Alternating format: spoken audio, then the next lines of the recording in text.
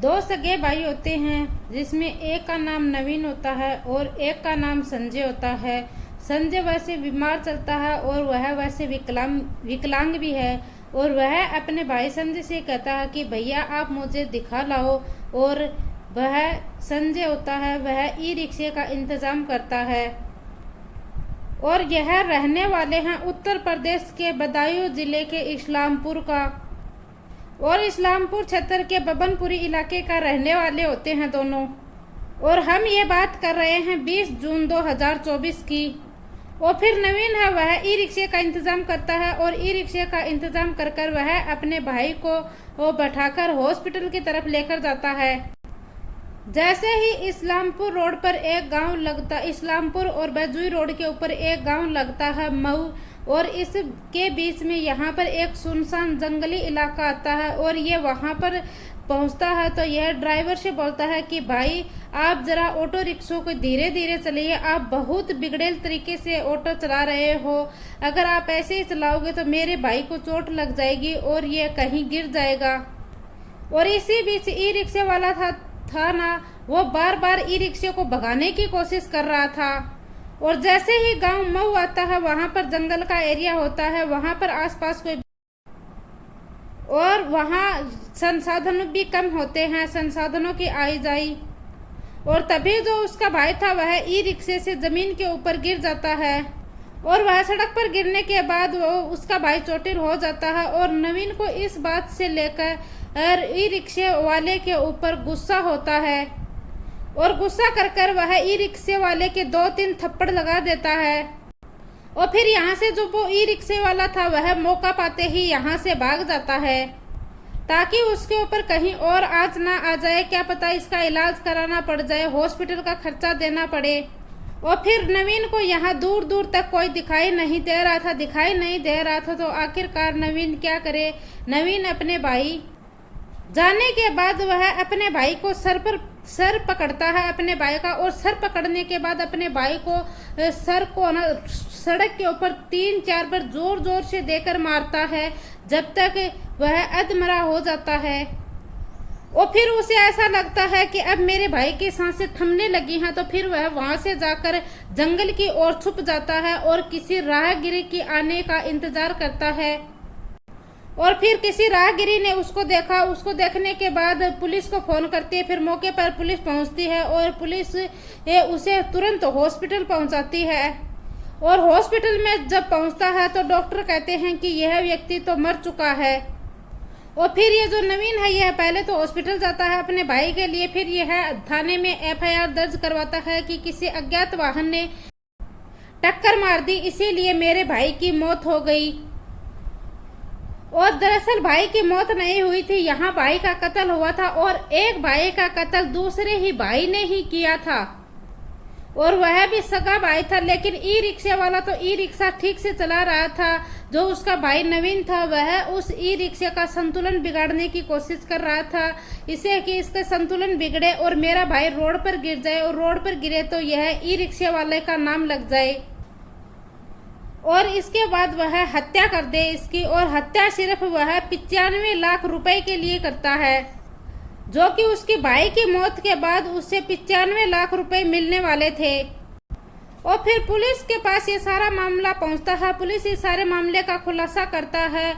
फिर यह मामला लोगों के पास पहुंचता है तो लोगों को यकीन नहीं होता।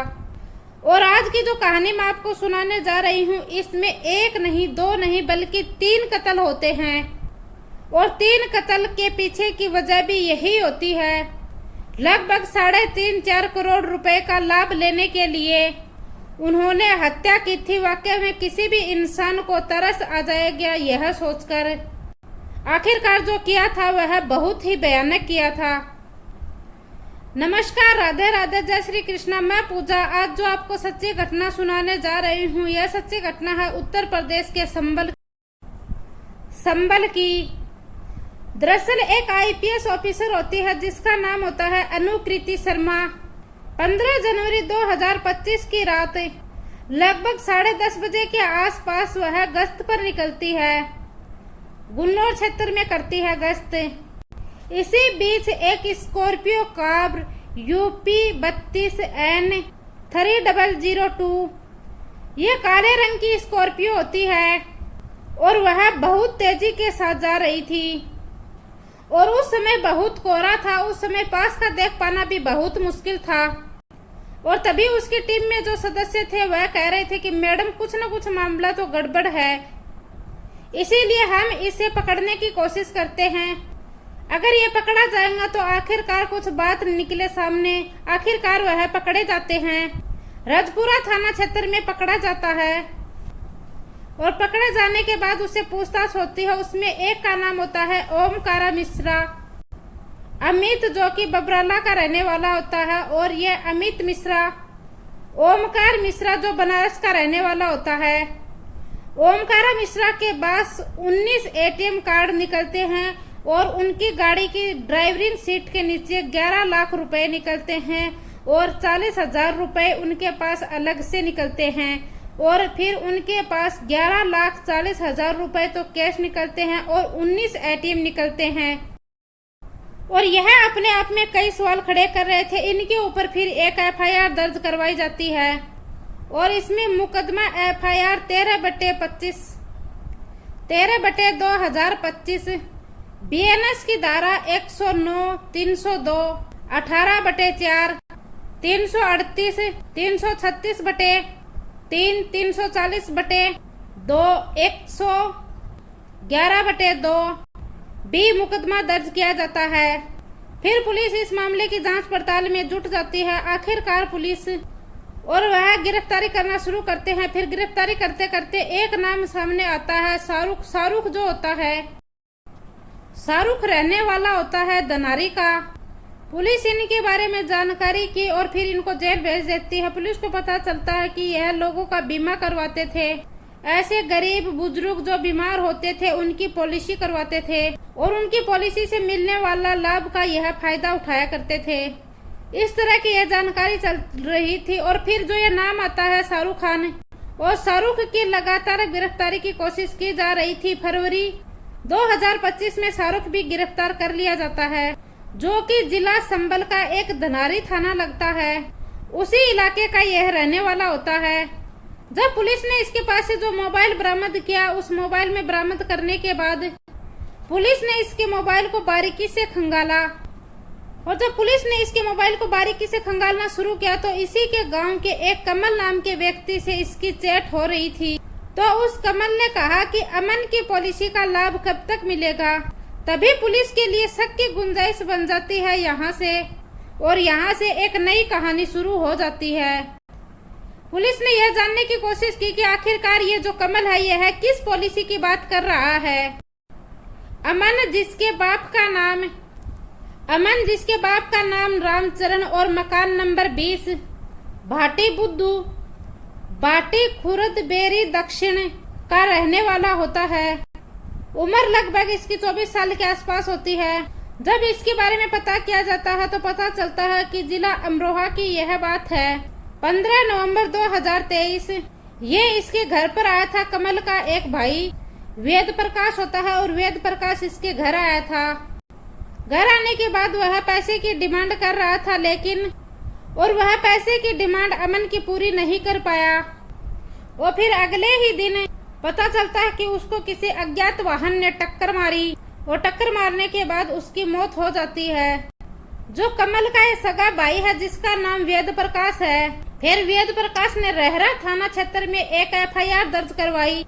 एफआईआर नंबर 300/45 2023 आईपीसी की धारा 279 और 304A के तहत मुकदमा दर्ज करवाया। फिर आखिरकार इनके बारे में जानने की कोशिश की कि यह अमन कौन है जिनके बारे में तुमने पॉलिसी की बात की है, और इसके बारे में कमल और वेद प्रकाश से पूछा, जो कि कमल और वेद प्रकाश एक सगे भाई होते हैं। कमल जिसकी शाहरुख से चैट चल रही थी। आखिर फिर इन दोनों से पूछा जाता है तो यह दोनों बताते हैं कि मौसी की लड़की का ये लड़का है ये। फिर पूछते हैं कि मौसी की लड़की कहाँ, तो ये बोलते हैं कि वह भी मर चुकी है, मौसा भी मर चुके हैं, और जो मौसी का हस्बैंड था रामचरण उसकी शादी दूसरी जगह हो चुकी थी। और यह लड़का पूरी तरह से अनाथ था। इसके आगे पीछे दाएं बाएं कोई नहीं था। और यह जो लड़का अमन था, यह सबसे ज्यादा प्यार, सबसे ज्यादा भरोसा करता था तो यह कमल पर करता था, यह फिर वेद प्रकाश पर करता था। इसीलिए यह उनके भरोसे रहता था। 24 साल उसकी उम्र हो जाती है। इसीलिए वह बार बार दिल्ली से धनारी के इलाके में आता था। फिर पुलिस ने उनसे पूछा कि तुमने इसको मारा क्यों, मारने की वजह बताई। वह बताते हैं कि उसके नाम पर 2,70,00,000 की पॉलिसी करवाई थी और यह पॉलिसी एचडीएफ से बिरला ग्रुप, एसबीआई, इसके तहत यह पॉलिसी करवाई थी।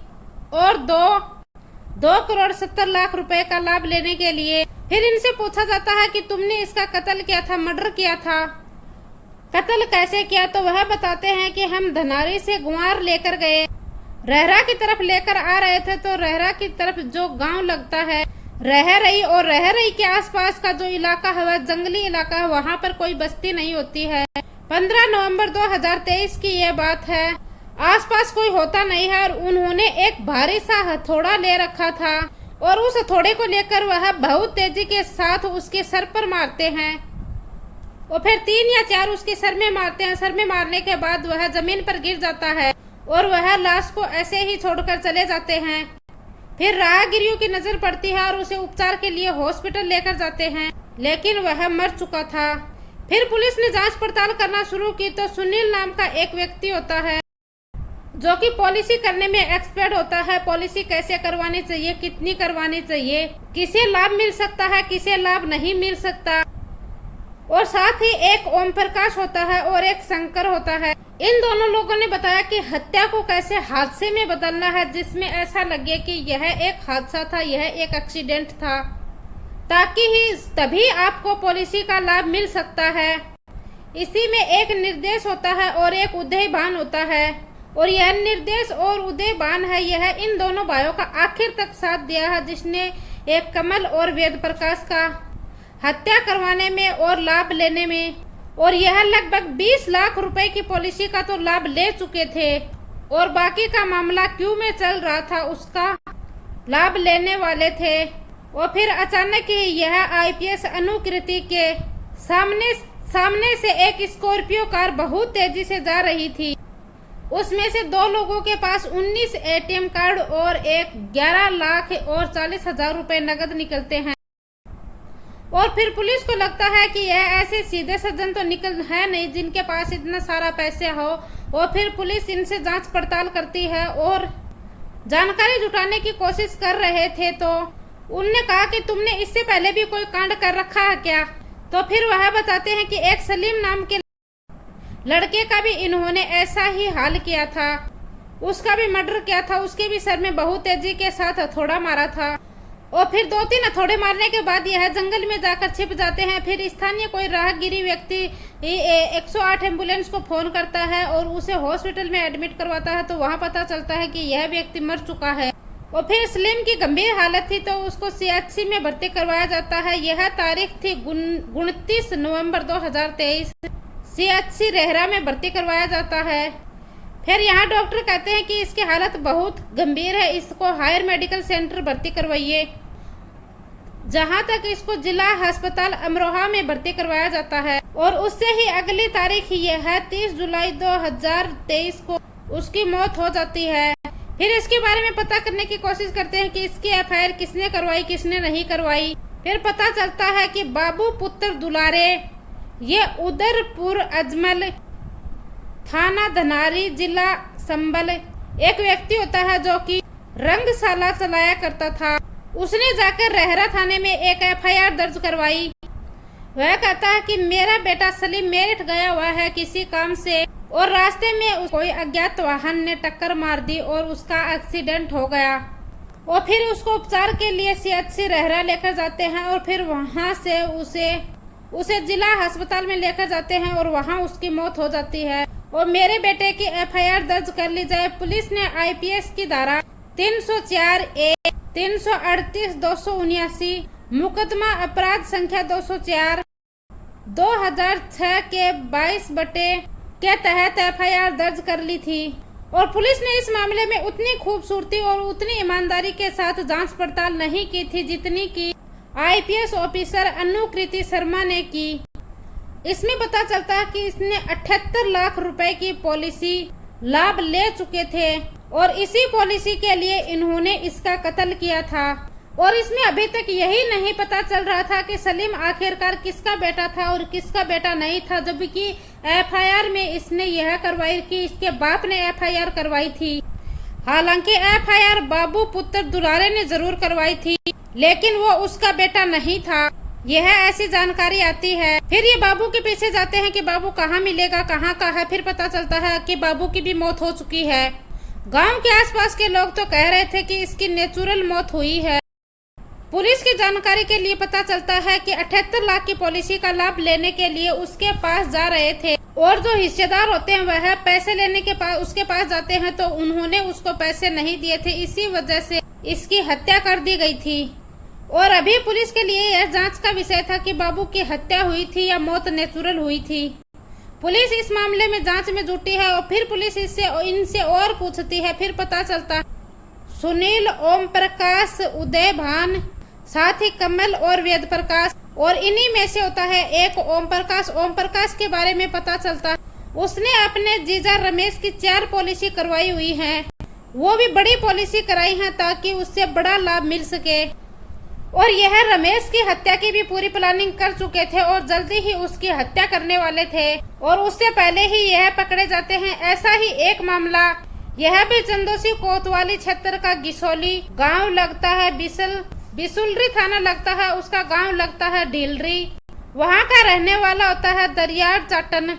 31 जुलाई 2024 को इसकी हत्या कर दी जाती है इसीलिए, और यह मर जाएगा क्योंकि इसके मरने के बाद जो 51 लाख के आसपास 51 लाख रुपए के आसपास की इसकी पॉलिसी मिलने वाली थी और इस पॉलिसी का लाभ इन्हें मिल जाएगा। और यह जो मारने वाले और मरवाने वाले यह कोई और नहीं थे, यह किसी न किसी का आपस में इनके साथ कनेक्शन होता था।